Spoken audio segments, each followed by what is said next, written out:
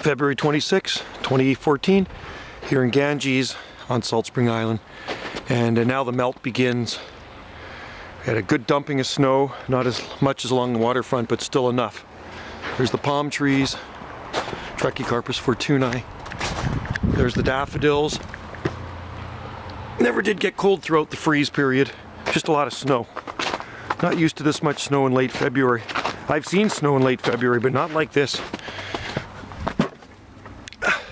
Doesn't bother the daffodils. If it got really cold, it'd bother the daffodils. It just didn't get that cold at this time of the year.